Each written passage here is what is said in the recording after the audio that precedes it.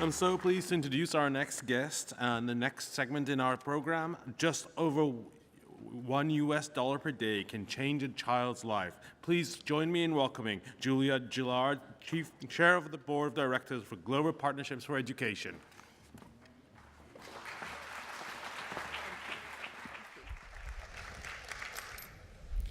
I'm deeply honoured to be here with so many people who care so passionately about the future of our world. I thank you for wanting to make social good the currency of the world. I'm here today to talk to you about my passion, to talk to you about education. And why do I care so much about education? Well, it started in my childhood.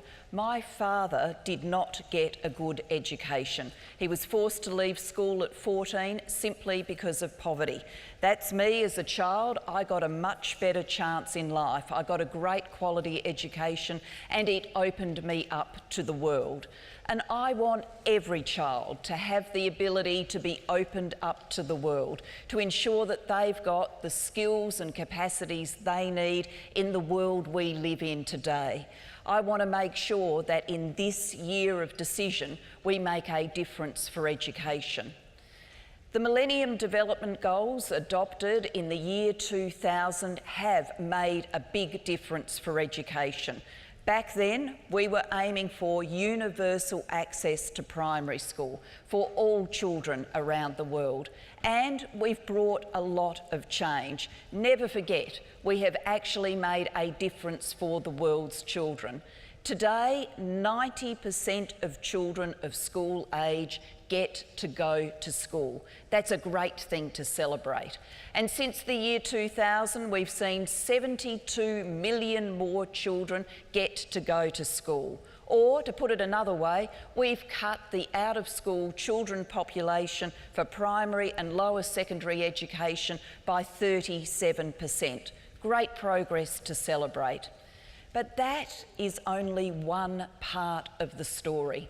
The other part of the story that you need to know is that there are still 124 million children of primary and lower secondary age who aren't in school, who won't ever see the inside of a classroom. And there are around 250 million more children who do get to go to school, but they either drop out before grade 4 or even having completed grade 4, they are not able to read, write or do maths even at the most basic levels. These statistics mean we are failing the children of the world.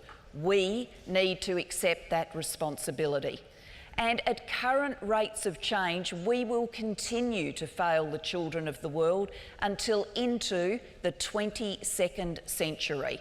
It won't be for another 100 years that we see quality gaps between education in the developed world and education in the developing world close. 100 years. It won't be until 2111 that we see the first generation of sub-Saharan African girls to go to primary and lower secondary school. That is, to get 10 years of education. Not until 2111.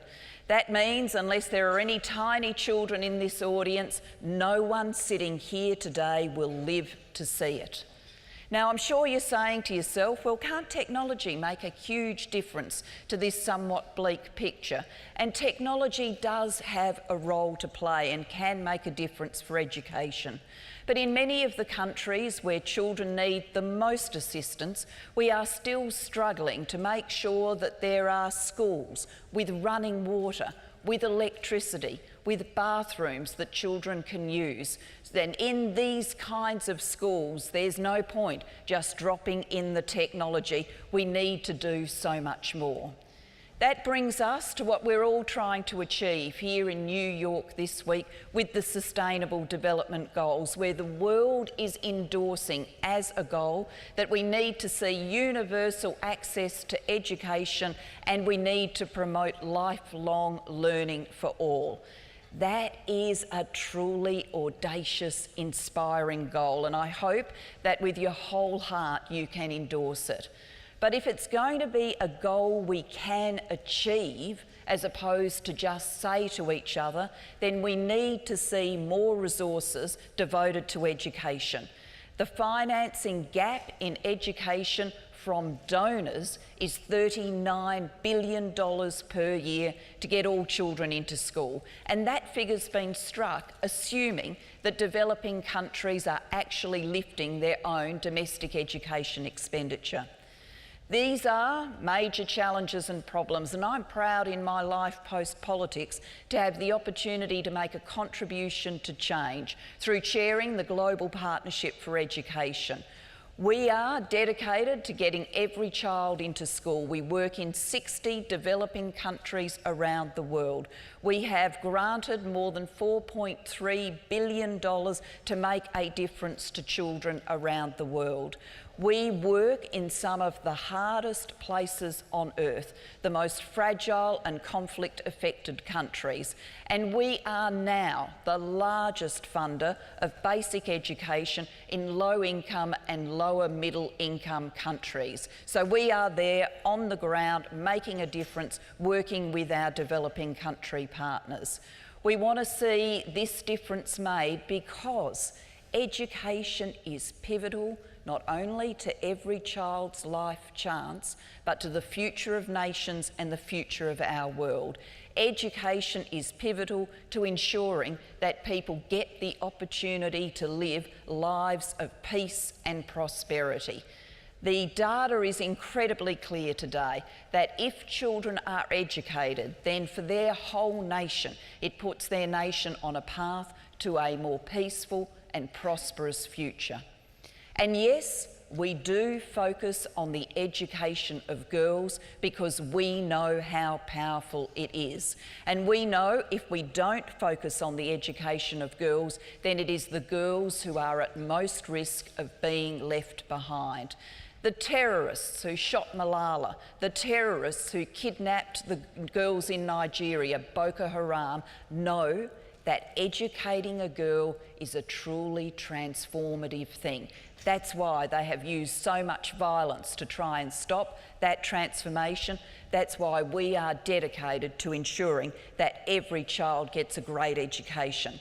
Let me just throw a small number at you because I've thrown some big ones. What does this all boil down to? Well, if we are to achieve the Sustainable Development Goal for education, we need $1.18 per day to educate every child, primary school and secondary school. That's the average cost. Developing country partners actually contribute 88% of the cost. The extra we need is 14 cents a day. It's not very much money, 14 cents a day. You've all spent more today on coffee than that by a long mile. So if you want to help us with this challenge, lift your voice, use #FundEducation and make sure global leaders know we are serious about getting this done and educating every child in the world. I thank you very much.